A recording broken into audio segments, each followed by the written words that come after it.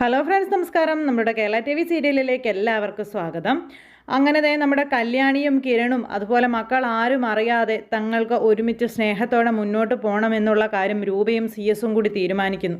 മക്കളാണെങ്കിലും മരുമക്കളാണെങ്കിലും അതൊന്നും കണ്ടുപിടിക്കരുതെന്നും അറിയരുതും എന്നുള്ള ഒരു തീരുമാനത്തിൻ്റെ പുറത്താണ് ഇവരങ്ങനെ മുന്നോട്ട് പോകുന്നത്. ഈ സമയത്ത് രൂപയും CS നാളെ ഒരുമിച്ച് ഒരു വീട്ടിൽ താമസിക്കുമെന്ന് പരസ്പരം വാക്കു കൊടുക്കുകയും ചെയ്തു. അങ്ങനെ ഇവരുടെ സംസാരവും കാര്യങ്ങളും ഒക്കെ അവിടെ ഇങ്ങനെ സംഭവിക്കുന്നു. ഇതേ സമയത്ത് മകനെ ജയിലിലേക്ക് കൊണ്ടുപോകുന്നതിൻ്റെ ടെൻഷനും വിരഹവേദനയുമായിട്ട് നമ്മുടെ പ്രകാശൻ ഇരിക്കുക. മകനെ കാണാൻ പോകണമെന്നുണ്ട്, പക്ഷേ മനസ്സ് അനുവദിക്കുന്നില്ല. നീറുന്ന മനസ്സുമായിട്ട് എങ്ങനെ മകനെ കാണാൻ പോകും? അതുകൊണ്ട് തന്നെ ആകെ വിഷമിച്ച് സങ്കടപ്പെട്ട് എന്ത് ചെയ്യണം എന്നറിയാതെ നമ്മുടെ പ്രകാശൻ അവിടെ അങ്ങനെ ഇരിക്കുന്നു. അങ്ങനെ ഇരിക്കുമ്പോഴാണ് നമ്മുടെ മാല മോഷ്ടിച്ചുകൊണ്ട് പോയില്ലേ വിക്രം, മാല മോഷ്ടിച്ചുകൊണ്ട് പോയ ആ മുത്തശ്ശിയും മകളും കൂടി പുതിയ പ്ലാൻ ഇടുന്നത്. നാളെ ഇവനെ കോടതിയിൽ ഹാജരാക്കും. അതായത് റിമാൻഡ് കാലാവധി കഴിഞ്ഞ് ഇവനെ കോടതിയിൽ ഹാജരാക്കുന്ന സമയത്ത് വിക്രത്തിന് അനുകൂലമായ മറുപടി മുത്തശ്ശിയോട് കൊടുക്കണമെന്നും അനുകൂലമായ മൊഴി കൊടുക്കണമെന്നും പറഞ്ഞു. അപ്പോൾ അത് പറഞ്ഞു കഴിഞ്ഞപ്പോഴേക്കും, അതെന്തിനാ മോളെ, നീ എന്താ ഇപ്പം ഇങ്ങനെയൊക്കെ പറയുന്നത്? അവൻ നമ്മളെ ഇത്രയൊക്കെ ഉപദ്രവിച്ചിട്ട് നമ്മളെന്തിനാ അവന് എതിരെ ഇങ്ങനെ ആ മൊഴി കൊടുക്കാതെ അവൻ അനുകൂലമായിട്ടുള്ള മൊഴി കൊടുക്കുന്നതെന്ന് ചോദിച്ചപ്പം, അവനെ കൊണ്ട് എനിക്ക് പല ലക്ഷ്യങ്ങളും നേടിയെടുക്കാനുണ്ട് മുത്തശ്ശി. അതുകൊണ്ട് തന്നെ മുത്തശ്ശി ഞാൻ പറയുന്നത് കേൾക്കണം. അവന് അനുകൂലമായ മൊഴി കൊടുക്കാവുള്ളൂ എന്നുള്ള കാര്യം പറയാം. അപ്പോൾ മുത്തശ്ശിയോട് കൊച്ചുമോൾ ഇത് പറയുന്നത് കേട്ട് കഴിഞ്ഞപ്പോഴേക്കും അങ്ങനെ ആ ഒരു വിഷമവും കാര്യങ്ങളുമായിട്ട് ഈ മുത്തശ്ശി ഇങ്ങനെ നിൽക്കുന്നു. ഇനിയിപ്പോൾ എന്ത് ചെയ്യും? ഒന്നും ചെയ്യാൻ പറ്റാത്തൊരു സാഹചര്യം.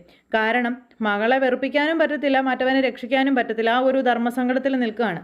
ഈ സമയത്ത് മുത്തശ്ശിയോട് കാര്യങ്ങളെല്ലാം പറഞ്ഞേൽപ്പിച്ചിട്ട് ഈ പെൺകുട്ടി നേരെ വിക്രത്തെ കാണാനായിട്ട് ജയിലിലോട്ട് പോകുന്നു. അവിടെ ചെന്ന് വിക്രത്തെ കണ്ടു. വിക്രത്തിനെ കണ്ടിട്ട് വിക്രത്തിനോട് പറയുകയാണ്. അപ്പോൾ വിക്രം വന്നു. വിക്രത്തിനെ വിളിപ്പിച്ചനുസരിച്ച് വിക്രം വന്നു. വിക്രം വന്നു കഴിഞ്ഞപ്പോഴേക്കും ഈ പെണ്ണിനെ കണ്ട് അപ്പോൾ എന്താണെന്നറിയാതെ ഇങ്ങനെ നിൽക്കുക. അപ്പോഴേക്കും ഞാൻ ഇന്ന ആളാണെന്നും ഇന്ന ആവശ്യത്തിന് വേണ്ടി വന്നതാണെന്നും പറഞ്ഞു. നാളെ എൻ്റെ മുത്തശ്ശി നിനക്ക് അനുകൂലമായിട്ടായിരിക്കും കോടതിയിൽ മൊഴി കൊടുക്കുക.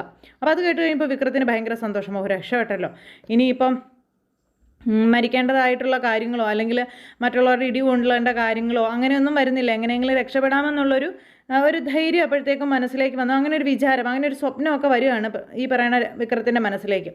അപ്പോൾ എൻ്റെ മുത്തശ്ശി നാളെ നിനക്ക് അനുകൂലമായിട്ട് മൊഴി നൽകും, പക്ഷേ ആ തരുന്ന മൊഴിക്ക് നീ എനിക്ക് തിരിച്ച് പ്രത്യുപകാരമായി എന്നെ വിവാഹം കഴിക്കണമെന്ന് പറഞ്ഞു. ഇത് കേട്ട് കഴിഞ്ഞപ്പോഴേക്കും വിക്രം ഞെട്ടി. വിവാഹം കഴിക്കുകയെ? അതെന്തിനാ അങ്ങനെയൊക്കെ നീ ചോദിച്ചു കഴിഞ്ഞപ്പോൾ, അതൊക്കെ വിശദമായിട്ട് ഞാൻ പിന്നെ പറയാം. കോടിക്കണക്കിന് ഉള്ള എൻ്റെ സ്വത്തിന് ഞാൻ മാത്രമാണ് അവകാശിയെന്നും സ്വത്തിനും പണത്തിനും വേണ്ടിയല്ലേ നീ ഇതുപോലുള്ള പണിയൊക്കെ കാണിക്കുന്നത്. അതുകൊണ്ട് ആ വിവാഹം നടന്നേ പറ്റുള്ളൂ. അങ്ങനെ നീ എനിക്ക് ഉറപ്പ് തരികയാണെങ്കിൽ, നീ എന്നെ വിവാഹം കഴിക്കും എന്ന് എനിക്ക് വാക്ക് തരികയാണെങ്കിൽ, നാളെ നീ ഈ ജയിലിൽ നിന്നും പുറത്തിറങ്ങും. നിനക്ക് കുറ്റവിമുക്തനായിട്ട് പുറത്തിറങ്ങാൻ കഴിയുമെന്നുള്ള കാര്യങ്ങളൊക്കെ ഇങ്ങനെ പറയണം. അപ്പോൾ അങ്ങനെയുള്ള കാര്യങ്ങളെല്ലാം പറഞ്ഞു കഴിഞ്ഞപ്പോഴത്തേക്കും ശരി ആയിക്കോട്ടെ, അങ്ങനെയെങ്കിൽ അങ്ങനെ. അപ്പോൾ വിക്രം അത് സമ്മതിച്ചു. ഞാനത് സമ്മതിച്ചു എന്ന് പറയുകയും ചെയ്തു. അങ്ങനെ അത് കേട്ട ആ പെൺകുട്ടി സന്തോഷത്തോട് മടങ്ങുക. വിക്രത്തിന് അതിനേക്കാളും വലിയ സന്തോഷം. ജയിലിൽ നിന്ന് പുറത്തിറങ്ങാൻ ഇത്രയും നിസ്സാരമായൊരു കാര്യം അത് നടത്തിയാൽ പോരെ. മാത്രമല്ല കോടിക്കണക്കിന് മുതലുള്ള പെണ്ണാണെന്നല്ലേ അവൾ തന്നെ പറഞ്ഞത്. അപ്പോൾ പിന്നെ എന്താ കിട്ടിയ പുളിക്കോ? അങ്ങനെയുള്ള രീതിയിലാണ് വിക്രം കാണുന്നത്. അങ്ങനെ വിക്രം അകത്തേക്ക് പോയെന്ന് സ്വപ്നം കാണാൻ തുടങ്ങി. ഇതെല്ലാം കഴിഞ്ഞതിന് ശേഷം കല്യാണിയും കിരണും കൂടി കോടതിയിലെ വിളിപ്പും കാര്യങ്ങളും ഒക്കെ ആയതുകൊണ്ട് അങ്ങോട്ടേക്ക് പോകാനായിട്ട് റെഡിയാകുന്നു. ആ സമയത്ത് ദീപയും അതുപോലെ കല്യാണിയും കിരണും ഒക്കെ ആയിട്ട് നിന്നിങ്ങനെ സംസാരിക്കുക. എന്തായാലും ഇന്നത്തോടുകൂടി അവൻ എന്തായാലും ജയിലിൽ അടയ്ക്കും എന്നുള്ളൊരു പ്രതീക്ഷയോടു കൂടിയാണ് ഇവർ പോകുന്നത്. റിമാൻഡ് കാലാവധി കഴിഞ്ഞു. അപ്പോഴും അവൻ കുറ്റക്കാരനായിട്ട് തന്നെ കോടതിക്ക് മുന്നിൽ നിലനിൽക്കുന്നത് കൊണ്ട് അവൻ്റെ ശിക്ഷ ഇന്ന് തന്നെ എന്തായാലും ഉറപ്പാകുമെന്നുള്ള പ്രതീക്ഷയിൽ ഇവർ പോകുന്നു. ഈ സമയത്ത് മകനെ കാണാൻ വേണ്ടിയിട്ട് കോടതി മുറ്റത്ത് വന്ന് പ്രകാശൻ കാത്തു നിൽപ്പുണ്ടായിരുന്നു. ആ സമയത്താണ് കിരണും കല്യാണിയും കൂടി അങ്ങോട്ടേക്ക് ചെല്ലുന്നത്. കിരണിനെയും കല്യാണിയെയും കൂടെ കണ്ടു കഴിഞ്ഞപ്പോഴേക്കും ഒരുമാതിരി ബാധ ഇളകിയതുപോലെ പ്രകാശൻ അവിടെ കിടന്ന് തുള്ളുക. പ്രകാശനെ കണ്ടു കഴിഞ്ഞപ്പോഴേക്കും അയാൾ വന്നിട്ടുണ്ട്, മൈൻഡ് ചെയ്യാതെ പോയാൽ മതിയെന്ന് കിരൺ പറഞ്ഞെങ്കിലും ഇവരെ മൈൻഡ് ചെയ്യാതെ അവൻ നടത്തുമോ? ഇല്ല. അങ്ങനെ ഇവരെ അവിടെ എടുത്തിട്ട് പൊതിക്കാനുള്ള ഭാഗത്തിനാണ് പ്രകാശൻ നിൽക്കുന്നത്. അങ്ങനെ കല്യാണിയെയും കിരണിനെയും അവഖ്യാതിയും കണ്ട ഇതെല്ലാം പറഞ്ഞു നിൽക്കുന്ന പ്രകാശനോട് നമ്മുടെ കിരൺ ഇങ്ങനെ ഭയങ്കരമായിട്ട് എതിർത്ത് സംസാരിച്ചപ്പോഴേക്കും, നീ ഇപ്പം കിടന്ന് തുള്ളണ്ടടാ, നീ അങ്ങ് തിളയ്ക്കണ്ട, നാളെ നീ കരയും. അതും ഈ നിൽക്കുന്നവളെ കൊണ്ട് തന്നെ നീ കരയും. അതിന് യാതൊരു മാറ്റമില്ല. ഈ പ്രകാശനാടാ പറയുന്നത് എന്നൊക്കെ പറഞ്ഞുകൊണ്ട് പ്രകാശൻ ഭയങ്കര ശാപം എന്നുള്ള രീതിയിലൊക്കെ ഇങ്ങനെ പറയുന്നു. അപ്പോൾ അത് കേട്ട് കഴിഞ്ഞപ്പോഴേക്കും സാരമില്ല, അങ്ങനെ കരയേണ്ട ഒരവസ്ഥ വന്നാൽ ഞാൻ കരഞ്ഞോളാമെന്നും നിങ്ങളതിന് സഹായിക്കാൻ വരണ്ടെന്നും പറഞ്ഞുകൊണ്ട് നമ്മുടെ കിരൺ അന്നേരത്തേനും പറയുകയും ചെയ്തു. കിരൺ അത് പറയുന്നത് കേട്ട് കഴിഞ്ഞപ്പോഴേക്കും ഇയാൾക്ക് വീണ്ടും ബാധ ഇളകിയതുപോലെ. എന്നിട്ട് ഇയാളെ പിന്നെ പിടിച്ചു വലിച്ചൊക്കെ മാറ്റിയൊക്കെ നിർത്താനൊക്കെ ആയിട്ട് തുടങ്ങുമ്പോഴാണ് മകനെയും കൊണ്ട് പോലീസുകാർ വരുന്നത്. അപ്പോൾ പോലീസുകാർ വന്നു, മകനിങ്ങ് ഇറങ്ങി വന്നു. മക്കളേന്ന് വിളിച്ച് അച്ഛൻ ഓടിച്ചെന്ന് മോനെ കെട്ടിപ്പിടിക്കുന്നു. അപ്പോൾ അച്ഛൻ്റെ മുന്നിൽ മകൻ ഭയങ്കര സന്തോഷത്തിലാണ് നിൽക്കുന്നത്.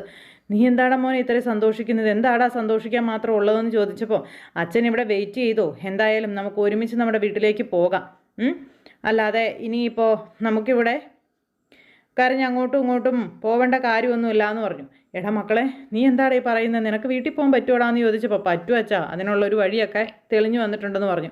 അത് മാത്രമല്ല, നിന്നെ കൊണ്ട് വീട്ടിലോട്ട് ചെന്ന രതീശനും കാദംബരിയും അവിടെ കയറ്റില്ലെന്ന് പറഞ്ഞപ്പം അവളുടെ അവൻ്റെയൊക്കെ വീട് നമുക്ക് എന്തിനാ അച്ഛാ? പോകാൻ പറ പുല്ല്, നമുക്കേ നല്ല വീടുണ്ടാവും, ബംഗ്ലാവ് പോലത്തെ ഒരു വീട്ടിലേക്ക് നമുക്ക് മാറാം.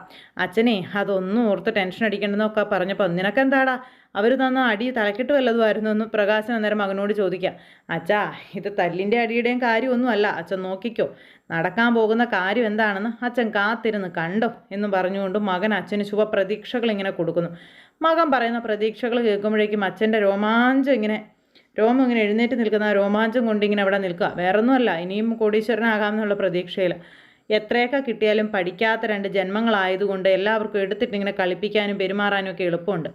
അങ്ങനെ ഇവരുടെ കാര്യങ്ങൾ അവിടെ സംഭവിക്കുമ്പോഴാണ് നമ്മുടെ CS ഡിസ്ചാർജും വാങ്ങിച്ച് രൂപയും കൊണ്ടൊരു CS വീട്ടിലേക്ക് ചെല്ലുന്നത്. അവിടെ ചെന്ന് കഴിഞ്ഞപ്പോഴേക്കും കാര്യസ്ഥൻ ചേട്ടനോട് കാര്യങ്ങളെല്ലാം അവതരിപ്പിക്കണം. അങ്ങനെ അദ്ദേഹത്തിൻ്റെ മുന്നിൽ അദ്ദേഹം പറയുന്ന കാര്യങ്ങളൊക്കെ കേൾക്കണം. വലിയൊരു ടാസ്ക് തന്നെയാണ് നമ്മുടെ CS മുന്നിൽ ഇപ്പം നിലനിൽക്കുന്നത്. അപ്പോൾ അങ്ങനെയൊക്കെയുള്ളൊരു സിറ്റുവേഷനും കാര്യങ്ങളും ഒക്കെ ആയിട്ട് നമ്മുടെ നാളത്തെ കഥ വരുന്നുണ്ട്. എല്ലാവരും കാത്തിരുന്ന് കാണണം. എല്ലാവർക്കും നല്ലൊരു ദിവസം ആശംസിക്കുകയാണ്. എല്ലാവരുടെയും സപ്പോർട്ടിനും സ്നേഹത്തിനും ഒത്തിരി നന്ദി അറിയിക്കുന്നു. സൂപ്പർ ഹിറ്റ് കഥയുമായി കാണുന്നത് വരെ എല്ലാവർക്കും നന്ദി. C again, take care, bye bye. അതോടൊപ്പം നമ്മുടെ ചാനൽ ആദ്യമായിട്ട് കാണുന്നവരുണ്ടെങ്കിൽ ഒന്ന് സബ്സ്ക്രൈബ് ചെയ്യണം കേട്ടോ. തൊട്ടടുത്ത് കാണുന്ന ബെൽബട്ടൻ്റെ കാര്യവും മറന്നു പോകരുത്. അപ്പോൾ എല്ലാവരും തരുന്ന സ്നേഹത്തിനും സപ്പോർട്ടിനും ഒരുപാട് നന്ദി ഹൃദയത്തിൻ്റെ ഭാഷയിൽ വീണ്ടും അറിയിച്ചുകൊണ്ട് നിർത്തുകയാണ്. Take care, bye bye.